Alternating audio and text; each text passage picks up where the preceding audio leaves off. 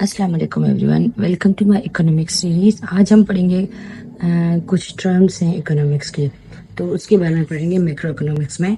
आज की पहली हमारी टर्म है national income. National income is the sum total of value of all goods and service manufactured by country in a year. By name आपको ये समझ आ रहा होगा कि नेशन की income is called national income. ठीक है, कि एक ईयर में एक नेशन ने कितनी इनकम अर्न की है। आप इसको ये बोल सकते हैं कि एक साल में जो भी सम अप है अर्निंग का, उसको वो इक्वल टू है नेशनल इनकम के। नेक्स्ट हमारी टर्म है जीडीपी, जिसकी एब्रिविएशन बनती है gross domestic product. GDP is composed of good and services produced by countries citizen in a year at domestic level irrespective their location. ठीक, जैसे कि एक साल में जो हमारी कंट्री में प्रोडक्ट बन रही हैं या जो सर्विसेज दी जा रही हैं, उसकी वैल्यू को और कीमत को अगर हम अक्यूमुलेट करें, उसको जीडीपी कहा जा सकता है। जितना ज्यादा प्रोडक्ट बढ़ता है, वो प्रोडक्ट ज्यादा किस तरह से बनता है, जब उसकी डिमांड ज्यादा होती है। ठीक है ना, product directly linked to demand.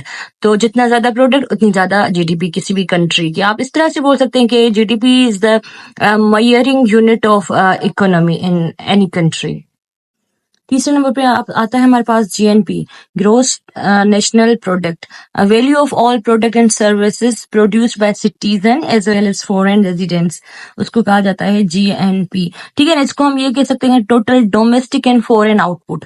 ठीक, इसमें जियोग्राफिकली मैटर नहीं करता, नेशनलिटी मैटर करती है। यहाँ के रेजिडेंट्स जो पाकिस्तान में रह रहे हैं, जो आउट ऑफ हमारे कंट्री रह रहे हैं, उनकी और यहाँ की आउटपुट मिला के उसको हम कहते हैं कि GNP. If someone is residing somewhere else, उसकी भी इनकम को क्या करेंगे, मेजरमेंट करेंगे, उसको बोलते हैं जीएनपी।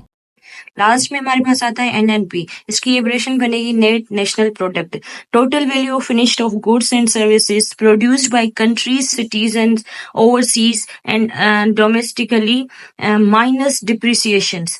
लाइक आप इनको बोल सकते हैं कि एनएनपी जो है वो जीएनपी के टोटल वैल्यू मिला के और इसको माइनस डिप्रिसिएशन करें तो उसको बोलते हैं एनएनपी।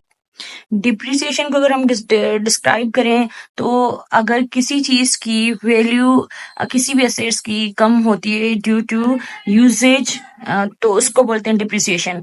लाइक आपने एक फोन खरीदा, एक साल में आपने वो यूज किया है, उसकी स्क्रीन में क्रैक आ गए हैं या कहीं पे स्पीकर पे धूल जम गई है, तो उसकी क्या कम हो रही है, उसकी वैल्यू कम हो रही है, तो इसको कहते हैं डिप्रिसिएशन। किसी चीज की ज्यादा यूज करने से वैल्यू कम हो, उसको क्या बोलते हैं, डिप्रिसिएशन।